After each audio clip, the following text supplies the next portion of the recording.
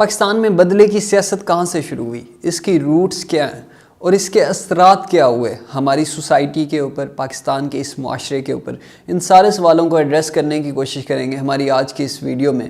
میں ہوں آپ کا ہوسٹ سنان حسن اور آپ دیکھ رہے ہیں منٹ مرر۔ پاکستان میں جو بدلے کی سیاست کا کانسیپٹ نظر آتا ہے، اس کی اگر ہم جب روٹس دیکھنے نکلتے ہیں تو روٹس ہمیں تب نظر آتی ہیں جب یہاں پہ ملٹری ریجیمز نظر آتے ہیں، ٹھیک ہے۔ پاکستان میں جو پہلا ماشاءاللہ لگایا جاتا ہے کسی ملٹری لیڈرشپ کی طرف سے، وہ 1958 میں تھا جب ایوب خان پاور میں آتے ہیں، ٹھیک ہے۔ اور جیسے ہی وہ پاور میں آتے ہیں وہ 2 سے 3 کام کرتے ہیں۔ پہلا کام جو وہ کرتے ہیں، تب ہمارے سامنے وہ کانسیپٹ انٹروڈیوس کراتے ہیں پولیٹیکل اریسٹ کا، ٹھیک ہے۔ دوسرا کام جو کرتے ہیں، ہمارے سامنے وہ فریڈولنٹ چارجز سامنے آتے ہیں، ٹھیک ہے، کرپشن کے، ان چیزوں کے، ٹھیک ہے۔ تیسرا کام جو کرتے ہیں وہ جو ہے نا پولیٹیکل اوپوننٹس کو جیل میں تو ڈالتے ہی ڈالتے ہیں، لیکن اس کے ساتھ ساتھ اگر میں بتاؤں ان کے اوپر ان کی پولیٹیکل پارٹیز کو بھی بین کیا جاتا ہے۔ یہ 2 سے 3 کانسیپٹ ہیں جو ہمارے سامنے انٹروڈیوس کرائے جاتے ہیں اس ملٹری ریجیم کی طرف سے، ایوب خان کی طرف سے۔ ان ساری چیزوں کو انہوں نے لیگلائز کیسے کیا؟ انہوں نے لیگلائز کیا ایبڈو کے تھرو، الیکٹو باڈیز ڈسکوالیفیکیشن آرڈر۔ یہ ایکٹ پاس کیا گیا، ٹھیک ہے، اور اس کے تحت جو ہے نا جو پولیٹیکل لیڈرز تھے ان کو گھر بھیجا جاتا تھا فریڈولنٹ چارجز کے تحت، ٹھیک ہے، کرپشن کے چارجز کے تحت، اور آبجیکٹیو یہی تھا کہ پولیٹیکل اوپوننٹس کو میں نے ریپریس کرنا ہے۔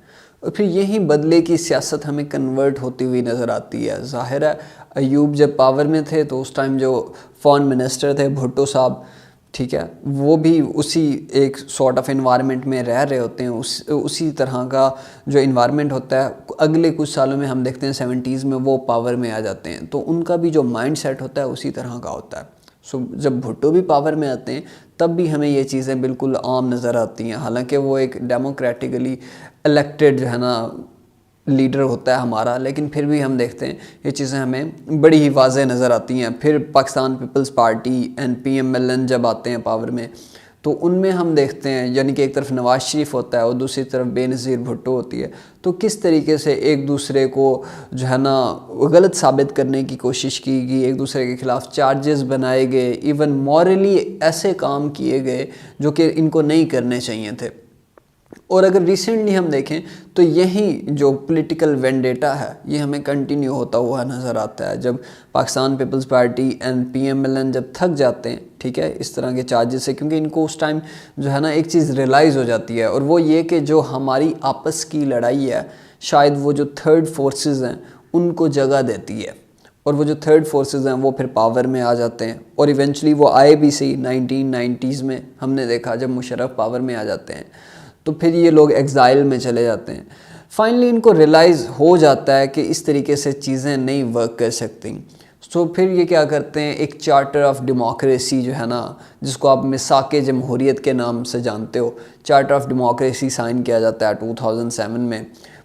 اس میں جو ہے نا PMLN کے جو لیڈر ہیں نواز شریف صاحب وہ بھی شامل ہوتے ہیں، اور دوسری طرف سے پاکستان پیپلز پارٹی کو اس ٹائم لیڈ کر رہی ہوتی ہیں جو بھٹو صاحبہ، تو وہ بھی شامل ہوتی ہیں، ان کے درمیان ایک چارٹر آف ڈیموکریسی ہو جاتا ہے۔ اس کا آبجیکٹیو یہی تھا کہ سارٹ آف پولیٹیکل اسٹیبلٹی لائی جائے، لیکن پھر ہم دیکھتے ہیں کہ ایک نیا چہرہ ہمارے سامنے آنا سٹارٹ ہو جاتا ہے، اور وہ نیا چہرہ ہوتا ہے PTI، ٹھیک ہے، یعنی کہ عمران خان صاحب۔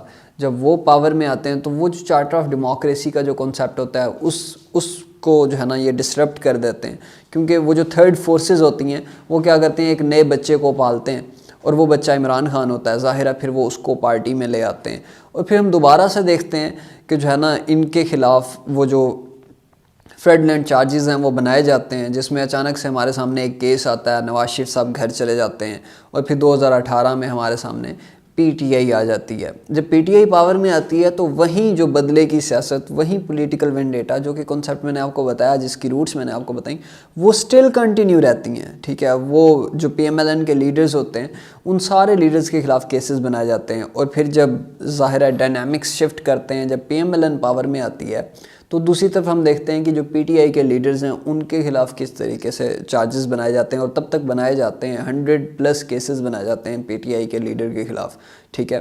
تو یہ بدلے کی جو سیاست ہے یہ ہمیں جو ہے نا بڑی واضح نظر آتی ہے پاکستان کی سیاست میں، لیکن سوال یہ ہے کہ اس کے اثرات کیا ہوتے ہیں، ٹھیک ہے. یہ جو بدلے کی سیاست ہے یہ کس طریقے سے افیکٹ کرتی ہے چیزوں کو.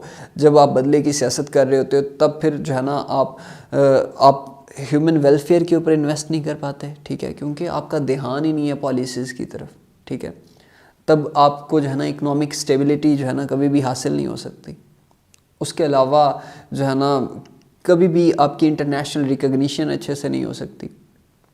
دوسری طرف آپ انڈیا کو دیکھتے ہو, ظاہر ہے جب تک وہاں پہ پولیٹیکل اسٹیبلٹی آئی ہے نا تو اس کے بعد سے ہم دیکھتے ہیں کہ انڈیا کی انٹرنیشنل ریچ جو ہے وہ کس طریقے سے بڑھ گئی ہے. انڈیا کی جو فارن پالیسی ہے وہ کس طریقے سے ازرٹیو ہو گئی ہے. ان کی جو اکنامک ڈپلومیسی ہے وہ کس طریقے سے سکسیزفل ہو رہی ہے, ٹھیک ہے. ان کے جو اسٹریٹجک امپیریٹیوز ہیں وہ کس طریقے سے ہمیں بڑھتے ہوئے نظر آ رہے ہیں, وہ ہمارے ہاں نہیں بڑھ رہے. اور اس کی ریزن بڑی سمپل ہے کہ یہاں پہ جو ہم نے بدلے کی سیاست دیکھی ہے اس نے ہر چیز کو افیکٹ کیا. اس نے آپ کی اکانومی کو افیکٹ کیا, اس نے آپ کی انرجی کو افیکٹ کیا, اس نے آپ کے ہیلتھ کیئر سیکٹر کو افیکٹ کیا, اس نے آپ کے ایجوکیشن کو افیکٹ کیا. کیسے؟ وہ اس طریقے سے کہ جب ایک لیڈر پاور میں آتا ہے, اور وہ تو آتا ہی 2-3 سال کے لیے. 23 پرائم منسٹر ہم لوگوں نے جو ہے نا دیکھے ہیں پچھلے 76 ایئرز کی ہسٹری میں, اور ان سب کا ٹینیور اگر ہم دیکھیں تو اتنا ہے, میکسیمم 3 ایئرس, 2 ایئرس, 1 ایئرس, ٹھیک ہے. تو یہ تو ان کا ٹینیور ہے.